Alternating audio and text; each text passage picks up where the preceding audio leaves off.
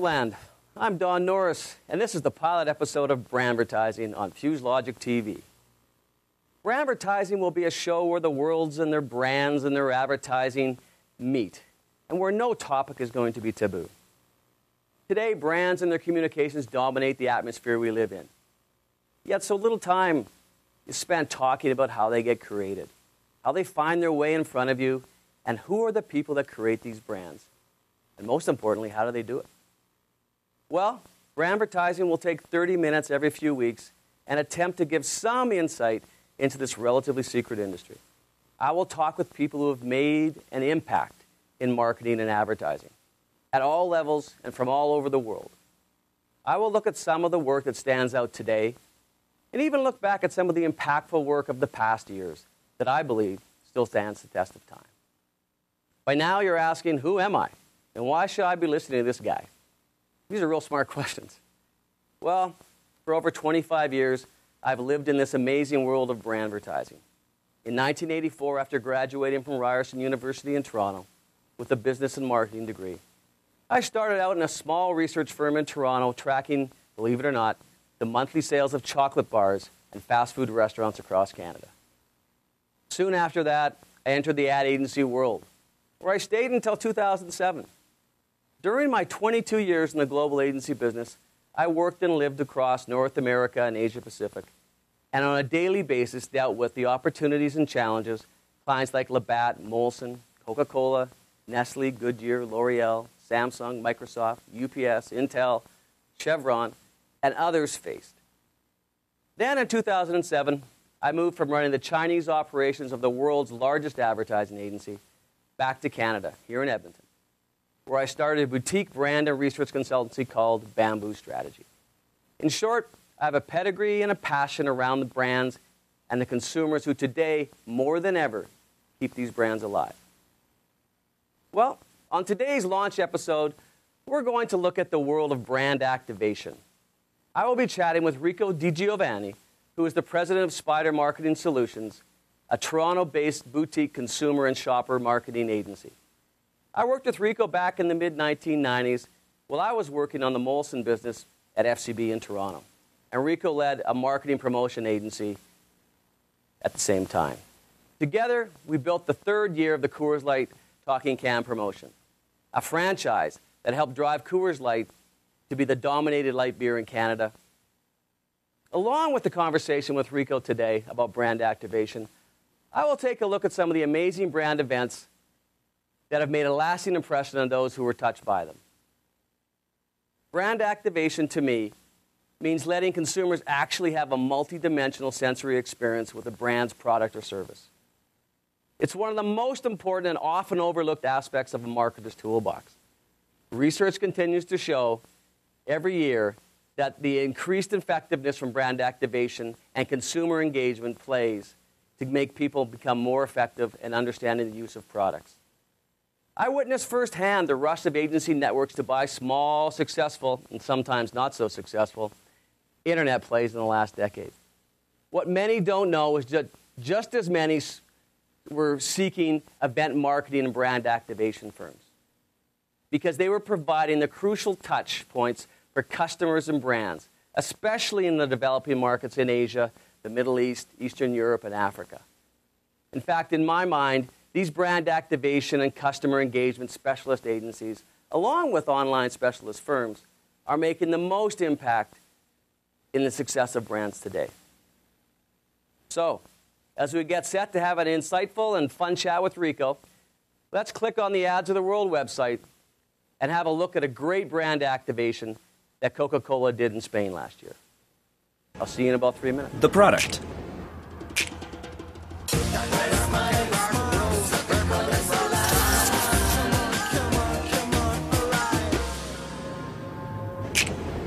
The brief. Tastes the same. Estamos a beber Coca-Cola. En la botella pone Coca-Cola cero. The same as always. The budget. La temida recesión económica ya está aquí. Much worse than usual. The problem? People do not believe advertisements that talk about taste. The solution?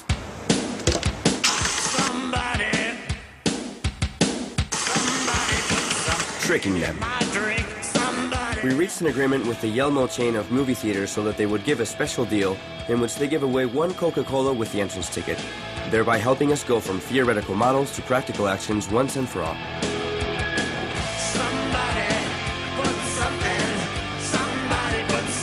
Our target, caught completely off guard and in a happy mood, was just enjoying another afternoon of movies, Coca-Cola, and popcorn. But before the movie begins, why not make them live an experience?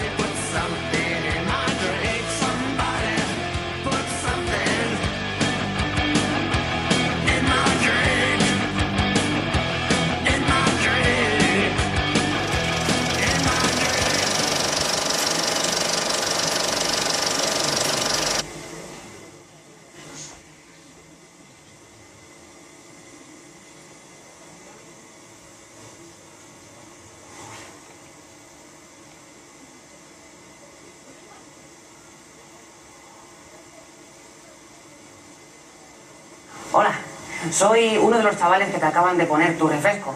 Y, bueno, te preguntarás, ¿qué pinta este tío aquí? Bueno, pues tranquilos, es solamente un anuncio para convenceros de que la Coca-Cola Cero tiene el mismo sabor auténtico de la Coca-Cola normal, la original, pero sin azúcar. Ah, que no quieres que te vendan motos. Y que ningún anuncio te va a convencer de eso. Que hasta los simios podrían darse cuenta de la diferencia. Por cierto, ¿has probado la Coca-Cola? Dale un sorbito. Ya verás qué rica. Lo que es disfrutar de un sabor auténtico, ¿eh? Bueno, pues ahora vais a mirar en el interior. Quién sabe, a lo mejor os lleváis una sorpresita.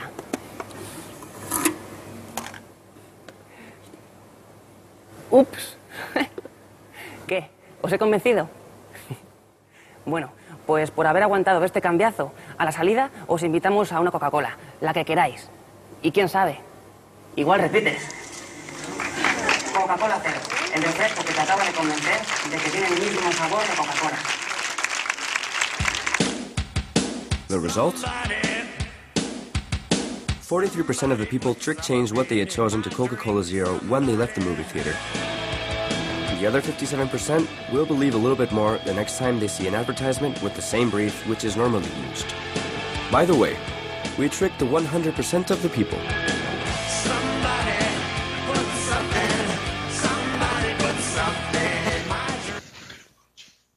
Well, that's, I think, in my mind, just a fantastic example of a brand activation and an event that was done by Coca-Cola in Spain. And I want to introduce now on the line, I should have Rico DiGiovanni from Spider Marketing. Rico, are you there, mate? I'm here, Don. Good. What do you think of that spot, Rico? I was blown away. As a avid Coke drinker, and now who's actually someone who loves Coke Zero, I can attest to the fact that it does taste exactly the same, and talk about doing a sampling program that really surprises people and engages them. I thought it was fantastic. It's one of those, I wish I'd done that. Yeah. Well, everybody, I'd like to introduce Rico DiGiovanni from Spider Marketing. As I said, I worked with Rico long time ago. Mm-hmm. It doesn't seem all that long ago, but it was 20-some years almost when we worked together on some Molson work. And since then, Rico has really continued to propel as he's now owns Spider Marketing with his partner. And prior to that, Rico was the president of Capital C, which many of you may be aware of, a major Toronto agency, and Marketing Drive. And since then, he's gone on to head up Spider Marketing as they become a sort of a powerhouse, I think, in the shopper marketing area and the brand activation area. So, Rico, welcome to the primary episode of BrandVertizing. I'm happy to be the guinea pig here, Don. It's fantastic.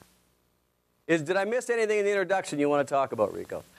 No, other than I didn't realize you and I had the same kind of alumni. I didn't know that you'd gone to Ryerson University, so happy to hear that. We both came out of there, and look at us back at a table together. I think it's great, and happy to be a part of the show. Great.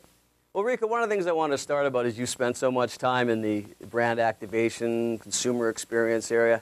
What's your sort of take on the general industry these days? If you had to summarize it from your point of view? It is hot. And just to summarize it, especially the activation arena, especially when you consider experiential as a component of that. It's funny because when you talk about my history in the business, I started out as a kind of a pure sales promotion player, meaning things that happening in store, using couponing, instant wins, those types of things. And of course, we did that together back in those days. What evolved over the years was I also got into the experiential business in a major way. And the reason I did is just because the reality of the market changing and the fact that experiential marketing, which used to be considered a very expensive tool, originally has become one of the probably first go-to tools that we use nowadays just because of how effective it is. So although it still can be expensive, the reality is it's been proven to work, and hence the reason why more and more people are doing it. So obviously I also continued then my development in the arena and said I have to acquire this skill as well. In the old days, someone else did that. Now we have our own expertise in-house in experiential marketing and can activate then whether it be in-store or out-of-store on any level. Why do you think people may be watching wondering, what is it that major companies seem to be aware of the idea of brand activation, experiential? And it may be worthwhile to hear your definition of what brand activation experiential is. But why is it, once you explain that it tends to be that a lot of mid-sized companies don't seem to be as aware that this is really a powerful tool? Well, it really comes down to, the activation word is the trick here. And it's funny because it could be used for anything. If you're activating a brand in any way, isn't that affect brand activation? I think how most people are using it now, though, are ones that are designed to have more direct contact with the consumer, either in the form of one-to-one in some way or with an incentive attached to it beyond just the advertising type of message that would happen. That seems to be a little more disconnected to consumers, whereas brand activation are activities that would be more related to that impact you can make immediately on someone on how they feel about a brand and, of course, how they're going to behave with respect to that brand. Okay. Make sense? Yeah, it does. Why do you think then smaller companies haven't been as enamored with it? Or maybe it's just because they don't know about it. They've just been, maybe the marketing departments aren't as big, so hey, I'm aware of advertising. I kind of know what that is, I think, billboards, online. But what's this activation? Why do you think it still tends to be the domain of, at least from my point of view, larger agencies and larger clients? Yeah, and maybe mostly it is that. But then if you kind of look at the mix you can use as a smaller company, you have a certain amount of limited budgets, and then where are you going to spend that? And if basically you try and get as much awareness as you possibly can on your brand, as the old rule of thumb, and then from that you hope that people are aware of it and they come down and try it and then they purchase it regularly. Brand activation kind of is the extra step saying, let me get them to try it. Now, it actually costs probably more per consumer if you use brand activation activities solely. So hence, maybe the smaller businesses wouldn't want to be as focused. But the reality is, dollar for dollar, they're probably smarter to start off from an activation level first and then build their business up from that point. So I think, if anything, if they're not doing it, they've probably got their model mixed up. Okay. The ultimate model would be a combination of both the broad-scale awareness-building activities that you would get from the likes of advertising and so on, perhaps PR, but now also bringing in the more brand activation components such as promotional marketing, experiential marketing, some of the digital activities that then connect people one-to-one, and that's when you got a winning combination. So recently, I know that your firm did Barbie and Ken activation for your Mattel client. Tell us a little bit about the history of that and how successful that's been to date. Well, actually, it just funny you mentioned it because it just finished off last week. This was something our client engaged us early last year to say, you know what, and most people might not have known this, but tell you, any mother that has a daughter in the range of probably 5 to 12 knows the news that about, I think it was 8 years ago, Barbie dumped Ken.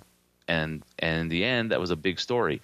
Well, it was time to now see if Ken could get back with Barbie.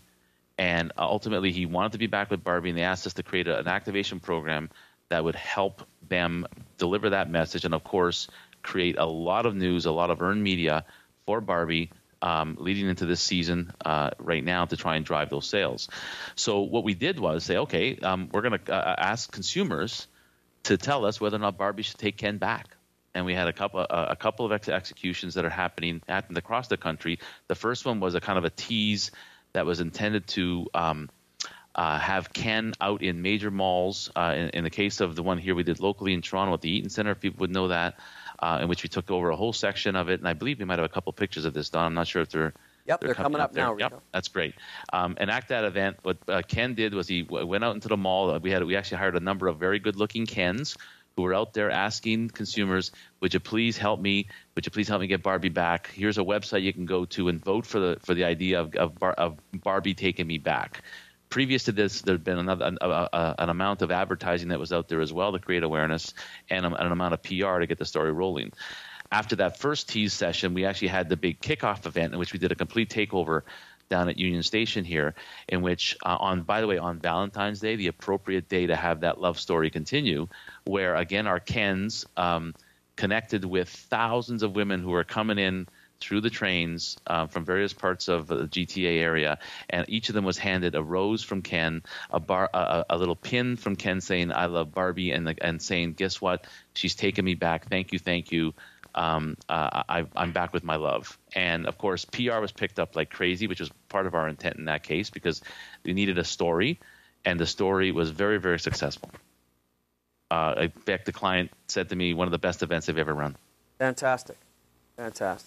Now, were you working with any other agencies? Because one of the things that some viewers may be curious about is, does a brand activation agency, does it do the advertising as well, or is that left with the main traditional agency? Sort of how did that work? Did you drive the advertising as well as you work with their mainstream agency? This was truly an integrated, coordinated event. We took the lead because we had the core idea, and the activation component was themed as the part that would drive the majority of awareness because of its ability to hopefully get the PR earned media component. But in that mix were involved the advertising agency, the media buying agency, obviously the PR agency on a significant level as well. And we were working for months then, coordinating all of our efforts to coincide or to come together for the various the various key dates along the way in which the initial story came out on PR that Ken wants Barbie back, and then it kept building through last fall into early this year. In January, we had that first event, and then culminating on the Valentine's Day event, where it all, I guess it just kind of culminated in Barbie saying, okay, I'll have him back. But trust me, it was a huge coordination activity. And if you are now going through, I think most of the major centers, you're going to see a significant amount of transit advertising that would be out there. Okay. And so it's being followed up with a mainstream advertising campaign. You got it. Okay.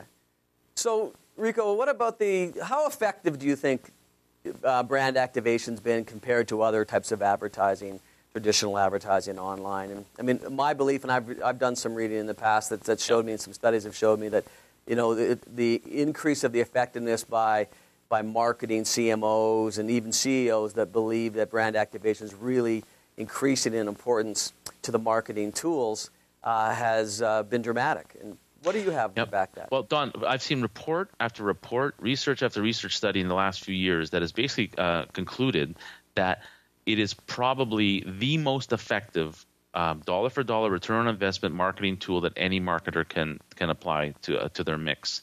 And you say to yourself, wow, how can that be? And I think it's just because it does allow you to very, very effectively deliver the brand message very effectively, and if done right, efficiently, and it does in fact generate a behavior change. Whereas advertising doesn't always lead to that initially. Whereas in the case of more of the brand activation activities, it does do that, and you'll close that loop and drive people into retail. And at one point, I probably would have thought that wasn't the case, but I've seen just too many studies now, and also my own experience that way, and also the fact that more and more of our clients are increasing that budget. That just says to me, it is true. Now, you've got a couple of charts that you wanted to share, which show a study that was done by Jack Morton. Maybe we can pop those up, guys. And this is just one. There are more there that way. In the first one, I think, which is we've got the influence of experiential up, Rico. Great.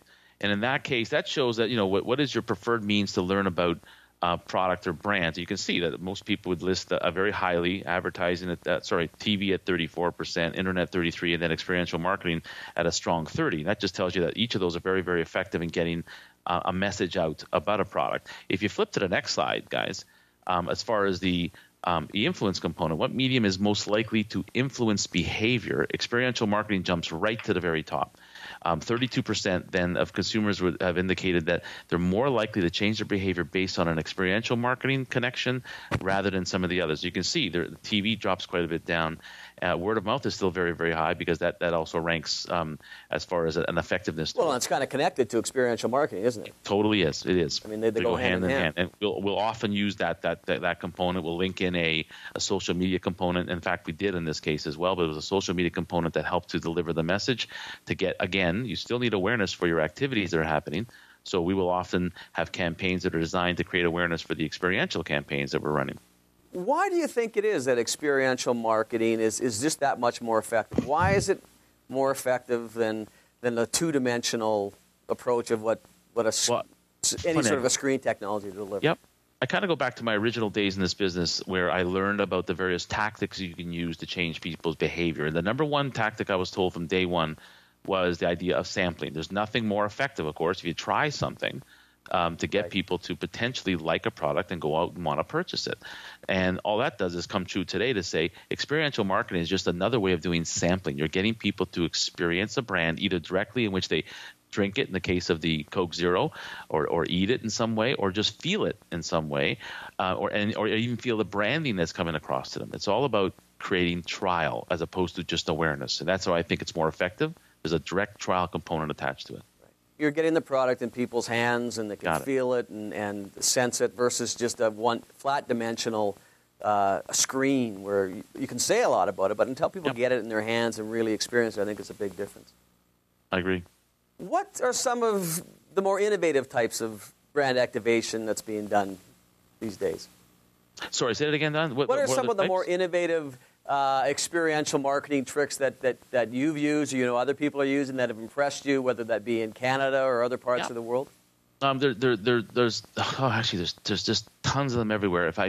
Only because of the need to have it come quickly. The couple that I'd like to maybe call out here that are kind of what I wanted to maybe do is show how it can be used for different purposes. And in the case of the Barbie program, that was one which was designed to create awareness to get people thinking about Barbie again, so to create widespread awareness using earned media. In a couple of other cases that I would have showcased with you, you could also use it to generate trial and maybe educate on another level. There's a very hot new lottery in Canada called Lotto Max, in which we were hired to engage consumers and activate it on a experiential basis. In that program, what we realized was, in the case of Lotto Max, we had to teach people how to use this, how to play this new lottery, because people didn't naturally understand it. And what we did was create an experiential event that very cleverly asked them, what kind of max millionaire are you? Kind of like one of those Facebook surveys you can do to try and figure out what kind of personality you were. And in asking people to run through that game that we had online, we effectively actually were teaching them how – sorry, not online, but in malls, we were teaching them how Lotto Max worked. And in doing that, encouraging them immediately to go into stores and start playing the game.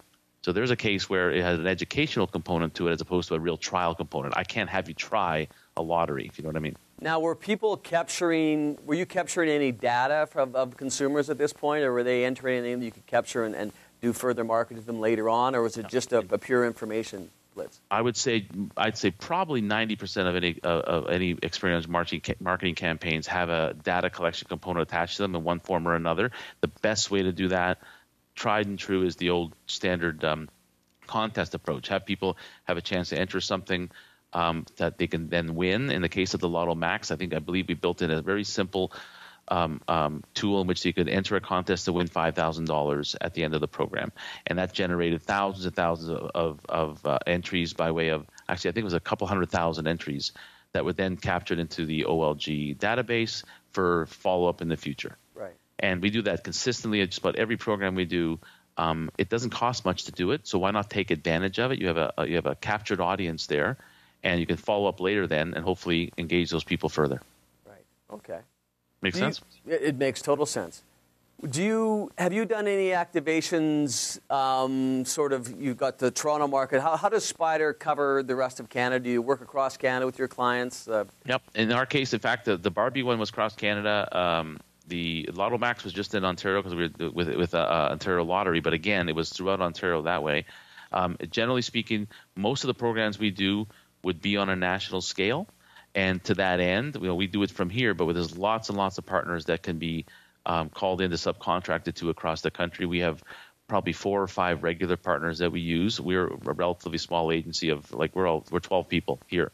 But from here, we also have a network of suppliers that we can engage to do anything from manufacturing to do talent, training, and even the data capture component. Each plays a different role within it. Some have more of the mix in it, or others might just be specialists. Right. But there are hundreds of people that get involved. Now, we haven't talked much about it specifically in this episode, and maybe we'll get you back and one of your specialists back as well. But the area of shopper marketing has grown tremendously, and I know it's a big part of what your company does these days as well.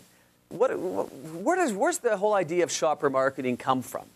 Well, the concept has actually been around for about 20 years as far as a studied field, but it really comes down to the fact that there's people. You have two kind of frames that you work within. One is you're a consumer who actually uses the product and tastes it, eats it, whatever it might be. But importantly, there's a differentiation between a consumer and a shopper, meaning that when you are in shopping mode, you act, you think, you digest things differently than when you're in consumer mode.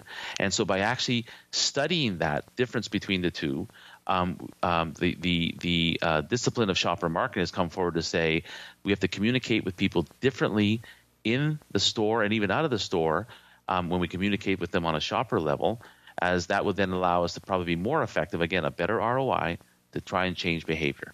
And I guess probably the best example I can give you of success in the shopper marketing field, I wish we'd done this, and you might have seen this in stores. If you go into most grocery stores today, there's a Campbell soup. There's a soup section in which all of the shelves have been changed from the normal horizontal shelves into more of a vertical feed. Have you seen these? Right. And then each of the different soups are now easily identified as to what they are and what they're good for.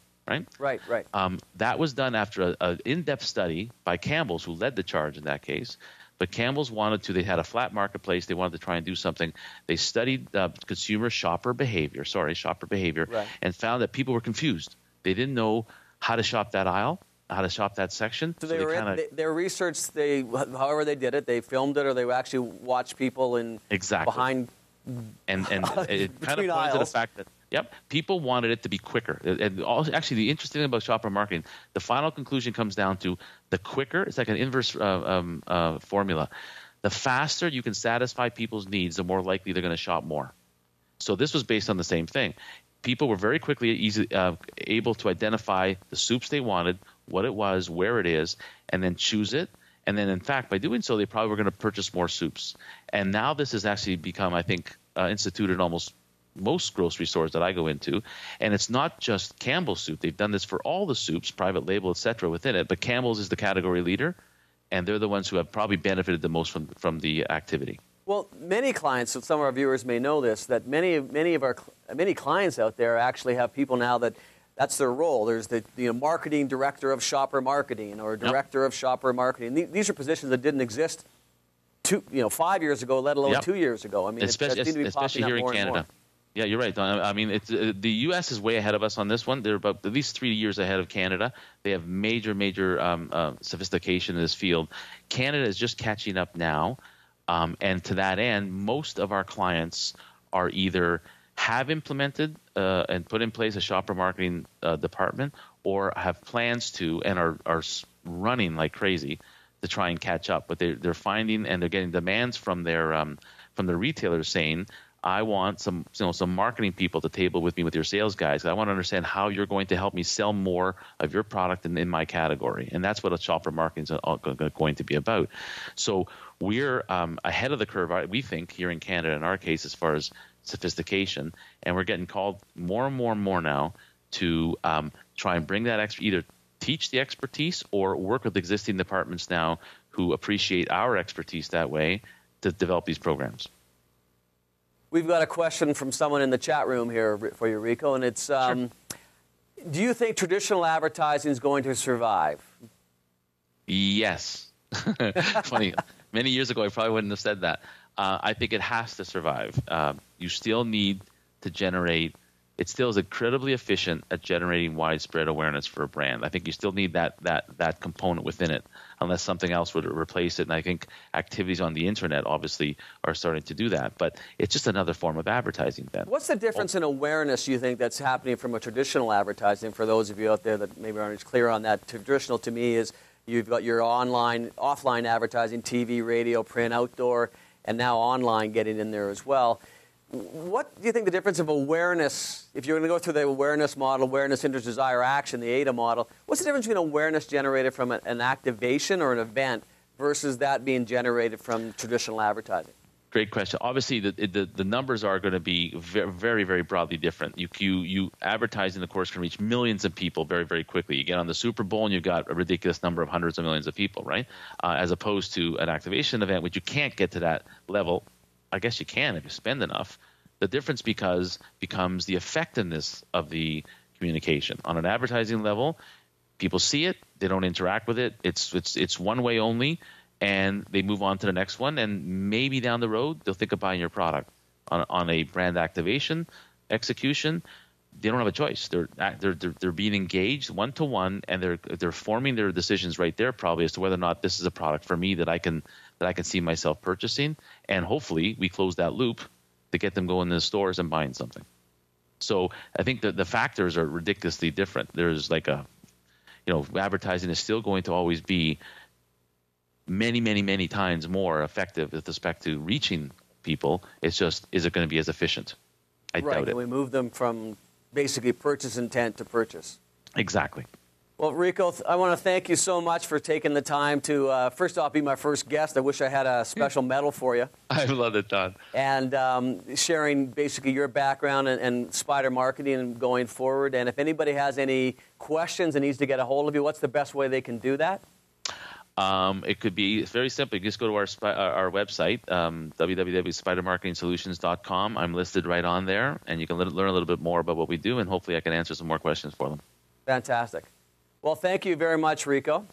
And we're going to take a break here right now, and what we're going to do is put up another great example of a brand activation from the website Ads of the World. And this is a brand activation that Salvation Army, often called Sally Ann, in Norway did to generate some interest around trying to get people to increase donating product to sort of the Sally Ann stores, and also trying to promote the fact that the goods that are in those stores are actually quite fashionable.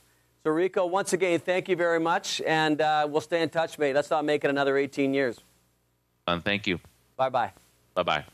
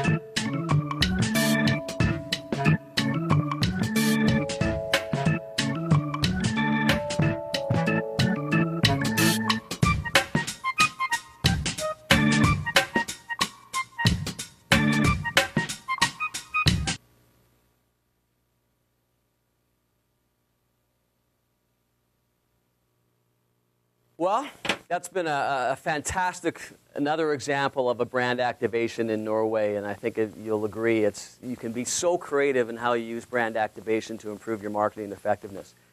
So as people are out there watching, hopefully, if you haven't thought of marketing communications with respect to brand activation, consumer experience, start to think about it. Go on to Rico's site, and there's some other sites out there of some major global players that are doing some amazing things. I'm a big believer in brand activation. So much emphasis has gone onto what are we doing online, what's our website look like. The pendulum has swung so far to the online experience, and I think we're starting to dehumanize ourselves as consumers, and brands aren't doing much to help that.